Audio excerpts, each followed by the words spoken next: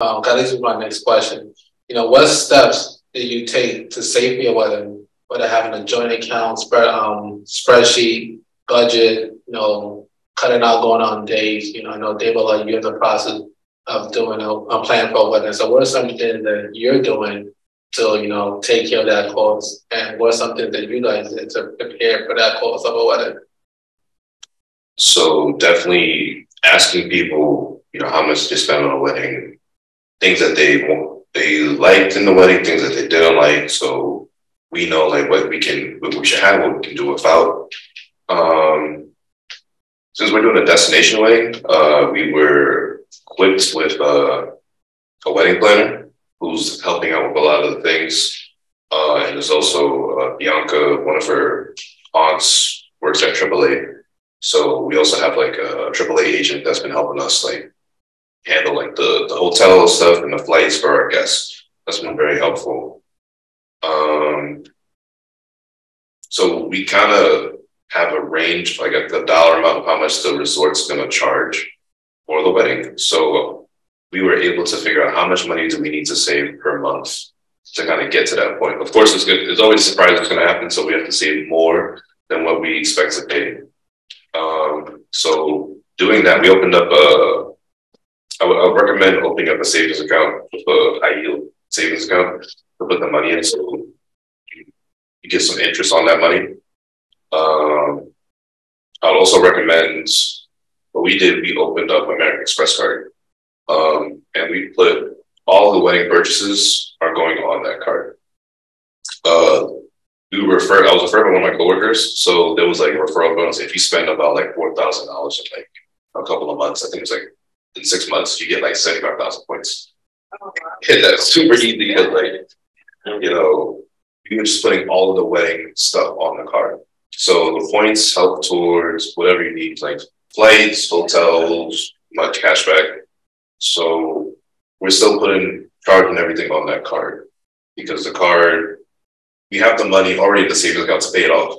So it's like, as soon as we make the charge, we pay it off. So we took a flight to Jamaica to check out the resort to make sure it's good in the food. We put it on the card. And then the week we got back, we paid it off. So I would definitely recommend, if you are financially disciplined enough for that, because like that's an American Express card. So if you mess up with the payments, that's not good. But if you are financially disciplined enough, like get that card, it's easy points right there for like whatever you need to do. And also keep on checking with your finances because like while we are taking out money every week or every paycheck, it's like things are still going on. Like, so I need to make sure I have enough money to pay for my bills. Like, because I have a lot of automatic bills, Geico, Toyota for my car, Easy Pass, like these things happen automatically. So I had an issue where like money was coming out for like the savings and other things were coming out. And then I hit a point where like I was negative. I was like, what's happening? Because everything is so automated. So you need to be on top of your finances completely to make sure like money is going to where you need to pay for like your daily bills, and then money is going to savings for the wedding. I will say, listening to you, it's like, wow, you really have a plan. That's admirable. I think for us, our planning was more so that after we came back from Nigeria, that we weren't just like eating crackers and water. We were so focused on where we were going to live. Like that was my goal. Us saving for where we're going to live. Like that's all we cared about. I didn't care. Like if someone had said, "Oh, you can't have the wedding anymore," I don't care. I wanted to make sure that we had somewhere to live. And it was very stressful because, again, like I said, school, work, and then the closer you get to the wedding, it's like, okay, so you're reaching out to people, you're not getting feedback, and it's like, okay, so where are we going to live? Are we going to move in with somebody? And we didn't want to do that. And thank God something came to us at the last minute. It just seemed like a month before the wedding, everything that we were trying to do kind of fell into place, which was great. But I do, looking back, I kind of wish we did more exploring into like what you're saying about American Express and all that. I wish that we kind of looked into more financial planning, because like we kind of just figured, hey, we're not going to be homeless. Like, I mean, we're not going to be poor when we have jobs, right? So that's kind of what we were thinking. But looking back, there are ways that we could have set ourselves up better. Like I said before, when we got married, thank God, things, financially got a lot better. But I kind of wish that we did a little bit more. I wish we knew about this stuff. This is what we knew about it. I wish we knew about it. Because it's. I didn't know about it until I knew about it. Basically, you know, it's like you just never know this stuff because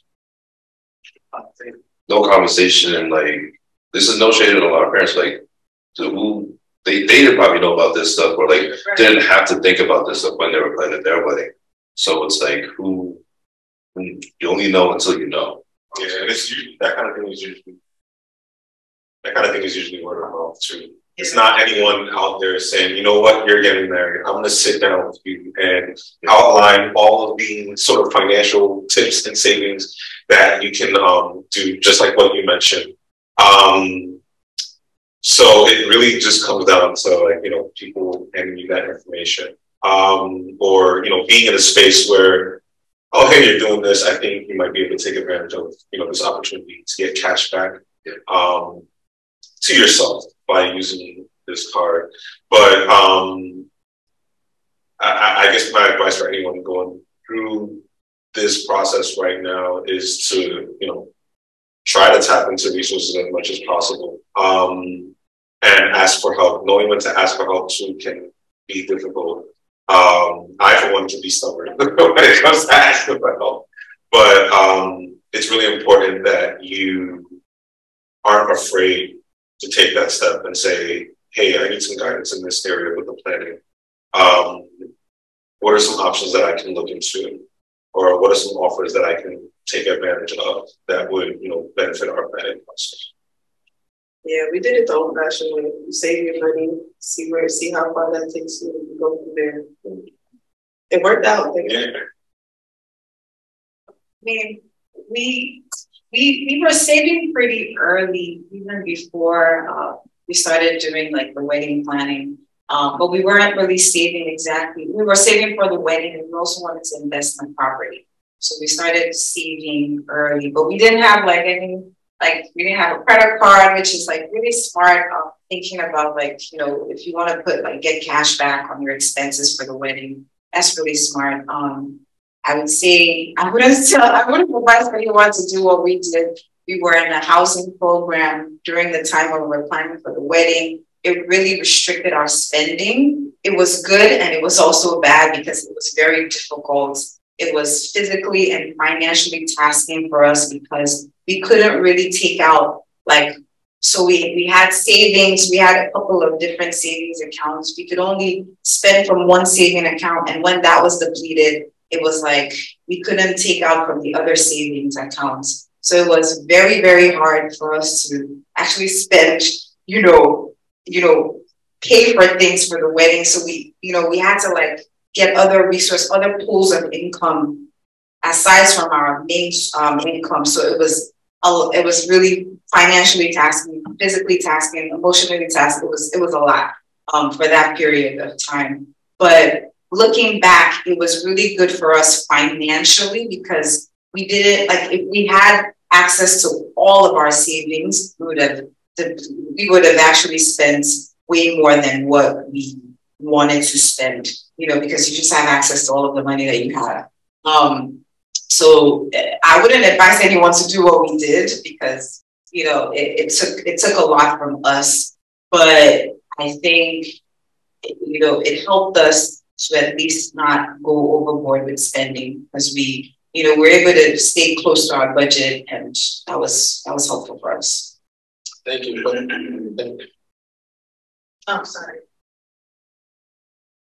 I also want to recommend Debola's strategy in using a credit card, because I was just, when you said that, I was thinking about, because I have like there's a business credit card that I have that we chased that the last, I think about 9 or 10 months, I've had over about $5,000 in cash back. So yeah, so it's about 2 laptops, and I had like cash back about 300, I think, about 2 weeks ago. So bottom line is, like, you just have to reset their types of cards like that will help towards what you just mentioned. And Dami was talking about also how to I think I picked how to cut costs in terms of when you're planning. So one thing that I noticed is that you eat out a lot. It's a problem. Like we cook, but we just, I buy lunch, so I don't, even if I say lunch to work, I still buy post lunch. Imagine you spend an average of $20 per person a day. That's $40 for 2 of you. And in a month, it's around like $800 or 20 in a month. So if you do that for 10 months, that's about $8,000 just eating outside. So you can save a lot of money when it comes to that. So that's just a point I want to add. You don't realize how much you really don't realize how much you spend buying food outside until you sit there, and I'm looking for free food. And you need to tell me that I just spent $16 on this plate of food that I did not enjoy, and then I'm still going to be hungry later on, like in my shift, and I'm still going to go outside and buy food. Maybe I'll spend another $10 to $12, and how much is that in a day? And then I'm going to go home and come back to work and then do the same thing. It's like, cook your food, because you probably make it better anyway. Trust me. I've spent so much money on food, and this last week and this week, I'm like, no. If I have to eat rice, plantain, and all that every single day, that is exactly what I do. I sit in my cafeteria, my oven, and I enjoy and I would tell my rice, my stew, my plantain, and whatever meat we have in the house. If it's turkey every day, I will eat that turkey every day. It saves me money.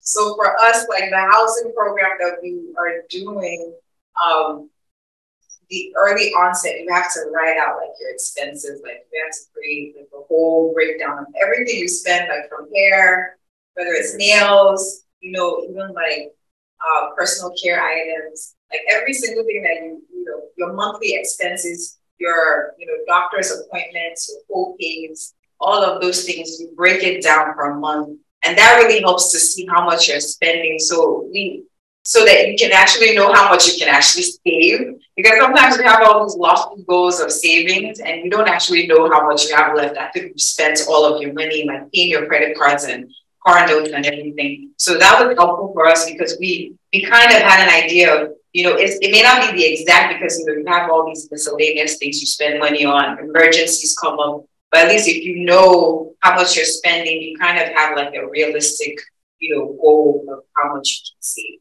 So that was very, very helpful for us. I encourage anybody to do that. I also think that if you can create a joint account for savings is very helpful, because when you have multiple accounts, for us, we couldn't do that because of the housing program we were doing. It wouldn't allow us to because we already started the process with our individual accounts. So we couldn't do it. But, based off of the counseling that we got from other older couples and, the things that they were doing with their money, it would have been very helpful for us to just do that. And, now we're able to do it. But during the wedding planning process, that would have been very, very helpful for us to, just see, have the money coming together in one place and have a joint account. But as long as you trust each other, I mean, if you're getting married, you should be able to trust each other. So, people have different takes about joint accounts. So do what works best for the two of you. Wow, that's pretty amazing. And I want to ask, since you're talking about finance, you know, when you talk about wedding, you talking about this whole festival, you know, one thing that is very common and that you everyone has to spend money on is the ring. You know, the engagement ring, the engagement ring to the wedding ring. I want to ask the gentlemen, you know, out of that, how did you guys go about The engagement ring. engagement ring and weddings and wedding ring and Oh. You're right.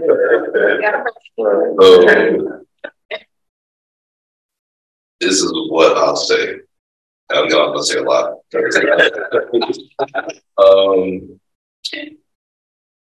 There's either like, I'm the type of person, if I'm gonna give you something, I want you to like it. So I'm gonna ask you what type of ring you want. So that's where I started from. I did research. There's a, for me, I prefer a simple ring. I don't need anything glitzy elaborate. And if I was gonna buy a ring for my fiance, you know, I might have bought something that was like just regular degular. But she had her preference, and I respect that. And we had to come to a compromise because rings are very expensive. I think the type of ring that she wanted, if I was gonna get a regular diamond, was probably $200,000. Over like 10,000 or something like that. And I'm like, wow. There's also just so everyone who watches this, there's the lab generated diamonds, which are basically the same as diamond, except they sparkle a little bit less, but you can't even tell by the naked eye. A lot cheaper. Moissanite, there you go.